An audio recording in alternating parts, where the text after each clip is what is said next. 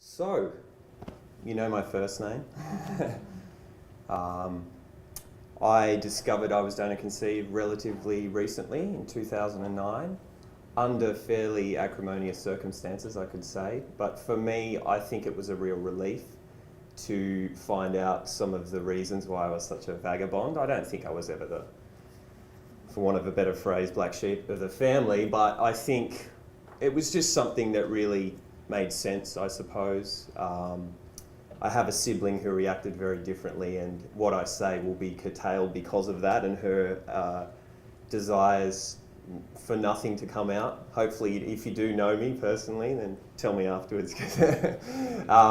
Not that I'm concerned about that, and I suppose my concern is that you are fully aware of the implications, because the gametes grow up, and you know, some of us are pretty tall in the end.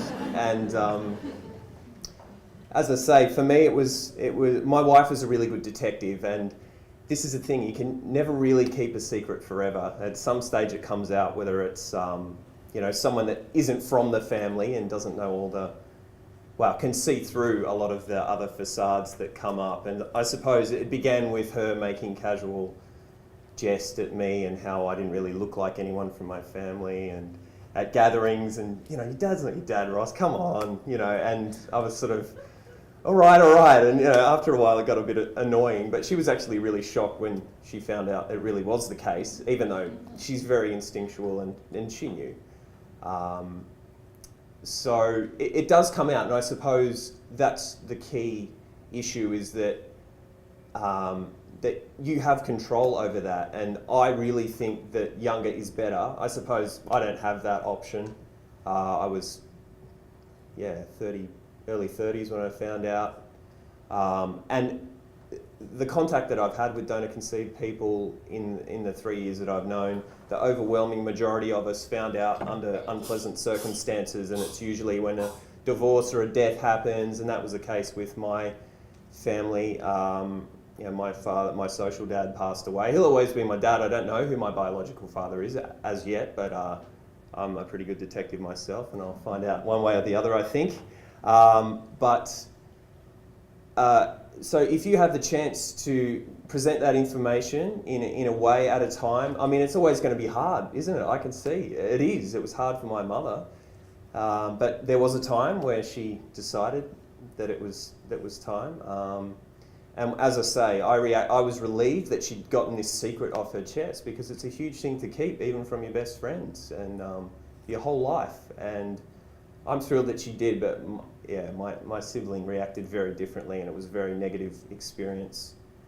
So I suppose you know, secrecy can be damaging, and I think the more open you are, the better. I think it would have changed a fair bit. I mean, you know, I understand why my parents did that, and I understand their fears, but I think they were unfounded. And like some of the examples of Asante's research and the little quotes we get from there, that mostly people are happy. And we are grateful for being alive. I wouldn't be here without medical intervention, as much as my default setting is that I don't like the idea of it. But you know, I'm here by virtue of that, and I suppose it's part of the world we live in, and in many ways that's a great thing for a lot of people, as long as it's not abuse. And I suppose, where do I come from is such a fundamental question, and I think that for everyone, they have that right to know that should at least be equal with the desire to have children, or your particular desire to have children as a couple. So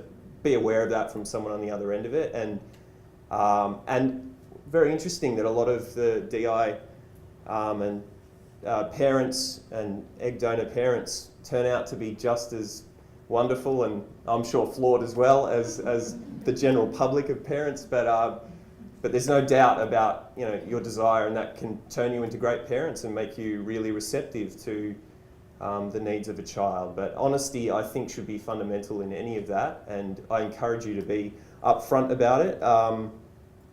And you know, we are the silent party, and it takes a long time for us to, even when we discover at a late age, to articulate it. And that's part of the process for me, and that's part of the reason why I wanted to speak tonight. And I'm sure you'll get a few more of unauthorised comments when we're not being filmed a bit later. But yeah, I really, that's the main gist of what I have to say. For the sake of brevity, there's a lot more that we could say, and there's a lot more details that I could go into. How are we doing for time, Kate? All right. But yeah, I just encourage you to be honest, and I think the sooner the better. I mean, I don't know. There are certain ages. I have children myself, and they're very curious, and they ask the questions, and you find yourself in that position of feeling like you have to cover up. I guess you can put it in the context and say it's a lie for the team, all that sort of stuff. But yeah, you do find yourself complicit in that cycle, and I just think the old adage of the truth setting you free is something that resonates. So yeah, I do encourage you to be open, and that'll do for me, I think.